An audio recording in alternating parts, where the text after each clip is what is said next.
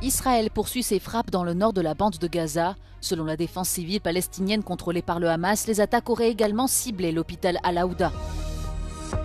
Le Parlement européen a approuvé une mesure visant à réduire la dépendance de l'Union européenne aux engrais et produits agricoles en provenance de Russie et du Bélarus. L'armée roumaine a testé avec succès ses drones sous-marins Seafox destinés à détruire à distance les mines marines en mer Noire. Le gouvernement américain interdit à Harvard d'accueillir des étudiants internationaux à partir de la rentrée 2025. Washington veut ainsi lutter contre un environnement de violence sur le campus. Lors de sa visite à Belgrade, Kaja Kallas a exhorté la Serbie à faire un choix stratégique clair entre l'Est et l'Ouest. Le pays est candidat à l'adhésion à l'UE depuis 2012.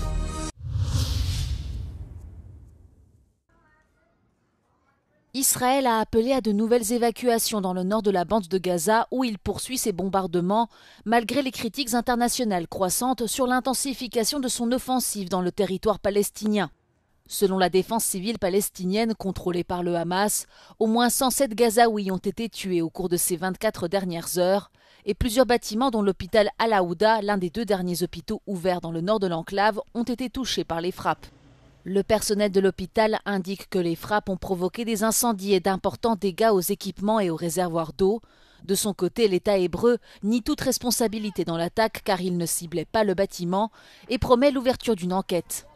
Au même moment, les Nations Unies déclarent avoir distribué aux habitants le contenu de 90 camions d'aide humanitaire sur les 200 qui sont arrivés à Gaza ces derniers jours, une quantité insuffisante après près de 2 mois et demi de blocus complet.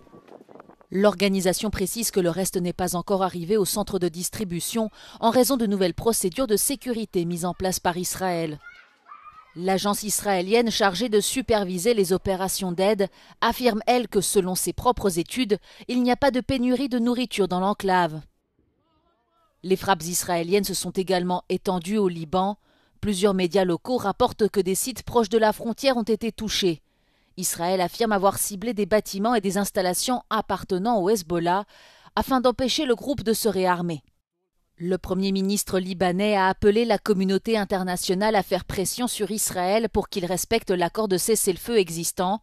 Cette trêve, établie entre les 2 pays en novembre dernier, est violée quasi quotidiennement par Israël, selon Beyrouth.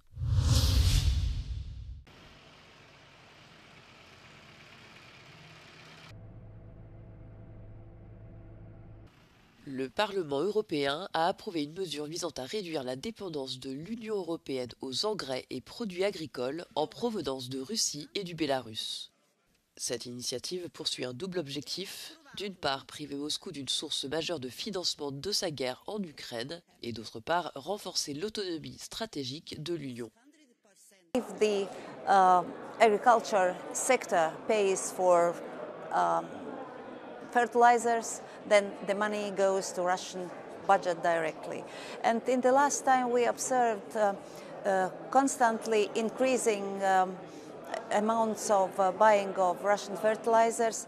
And again, this is a second bad thing in this, or important thing, that our agricultural sector became dependent on Russia's fertilizers, and if Russia suddenly interrupts their supplies, so what then?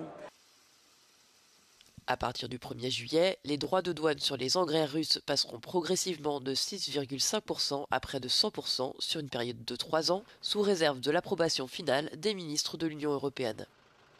Cette décision suscite de vives inquiétudes parmi les agriculteurs européens. L'instauration des taxes sur les engrais russes va provoquer une inflation sur les engrais à l'intérieur de l'Union européenne, alors que par ailleurs, les agriculteurs européens, au niveau de la vente de leurs produits, sont confrontés plutôt à un marché mondial. Voilà. Donc, vraiment, les conséquences, elles vont se faire ressentir en termes de revenus. Il reste à voir si cette mesure relancera la contestation dans le monde agricole, déjà fortement mobilisé lors de vastes manifestations qui ont traversé l'Europe l'année dernière. À l'époque, les agriculteurs dénonçaient l'accumulation des charges, des normes jugées déconnectées des réalités du terrain et une concurrence étrangère perçue comme déloyale.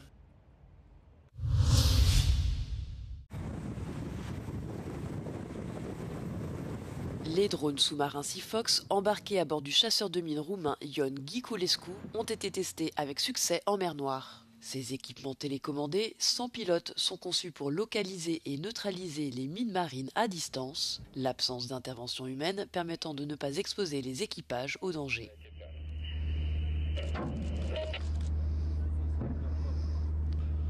Este telecomandată, cum am spus, are un cablu, o fibră optică mai exact, de aproximativ 1500 de metri și este ghidată prin apă, așadar este legată în permanență de navă. După ce se identifică obiectul ca fiind mină, această dronă se întoarce înapoi acasă, adică la bordul navei, cum spunem noi, iar după această acțiune se trece la următorul pas, se folosește o altă dronă de tip Charlie, combat, adică de neutralizare, pe care o trimitem efectiv în vecinătatea obiectului pe care noi l-am identificat deja ca fiind mină, urmând ca în proximitatea ei sau la contact această dronă, care are deja explozibil la bordul ei, să se detoneze, se autodistruge. Depuis le début de la guerre en Ukraine, 150 mines marines ont été découvertes flottant à la dérive en mer Noire, dont 6 dans les eaux territoriales roumaines. Le danger reste constant.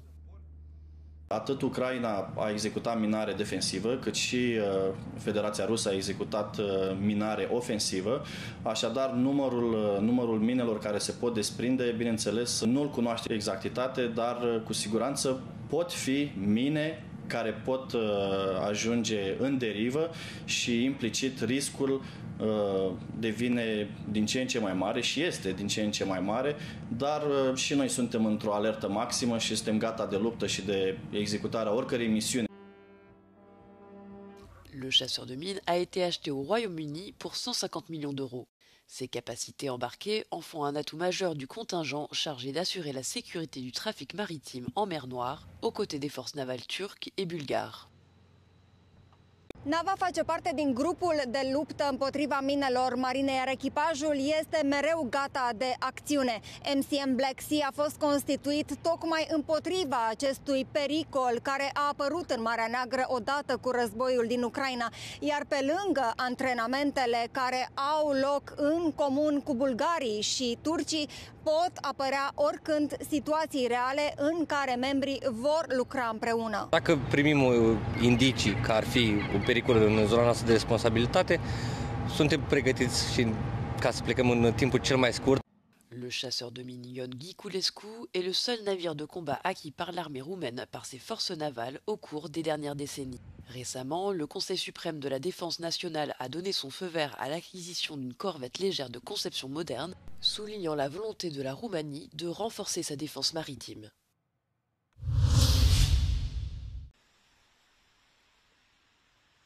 Nouvelle escalade dans la guerre ouverte entre l'administration de Donald Trump et les élites universitaires américaines. Le gouvernement a interdit à Harvard d'accueillir des étudiants internationaux à partir de la rentrée 2025-2026. Cette décision a été officialisée ce jeudi par la ministre de la Sécurité intérieure, Kristi Noem, qui affirme ainsi lutter contre un environnement de violence et d'antisémitisme qui s'est développé sur le campus. We have an interest as a nation, as President Trump has spoken to quite often, that we have an interest as a nation for these universities that are supposed to be the gold standard to actually deliver people who are educated and can function in society and on campuses that encourage a learning environment as opposed to one of left-wing activism. L'université dispose de 72 heures pour transmettre les données exigées par le gouvernement si elle souhaite voir la sanction levée. Harvard, qui accueille près de 6700 étudiants internationaux, soit 27% de ses effectifs, dénonce une attaque politique et a déclaré qu'elle s'efforçait de fournir des conseils aux étudiants. La ministre de la Sécurité intérieure accuse également l'université de se coordonner avec le Parti communiste chinois sur son campus. Selon elle, plusieurs membres d'une organisation paramilitaire chinoise ont été formés à Harvard ces dernières années. Le camp républicain reproche plus généralement aux grandes universités américaines de promouvoir des idées de gauche jugées trop progressistes. Les associations de défense des libertés individuelles y voient, elles, une offensive contre la liberté d'expression. Lors de sa visite à Belgrade, Kaja Kallas a exhorté la Serbie à faire un choix stratégique clair entre l'Est et l'Ouest. Selon la chef de la diplomatie européenne, ce choix déterminera l'avenir du pays, candidat à l'adhésion à l'UE depuis 2012. From my discussions with Serbian political leadership, it is clear that EU membership remains a strategic goal. However, I want to emphasize that we need to see actions also to prove and support those words. Reforms are how Serbia will advance along its EU path. There are no shortcuts for membership. Real progress must be made here in Belgrade. Bruxelles a fermement condamné la récente visite d'Alexander Vučić à Moscou, où il a assisté au défilé militaire du jour de la victoire. I really don't understand why it is necessary to stand side by side with the person who is conducting this horrible war in Ukraine. And President Vučić was explaining his side of the story. So, yes, we had a very extensive discussion about this. Parallèlement, le gouvernement serbe fait face à une forte contestation intérieure, alimentée par 7 mois de manifestations anticorruption menées par des étudiants, déclenchées par la catastrophe de Novi Sad. Kaja Kallas a également rencontré les représentants des étudiants protestataires et a appelé la Serbie à entreprendre des réformes sérieuses pour garantir la liberté des médias, lutter contre la corruption et améliorer le cadre électoral.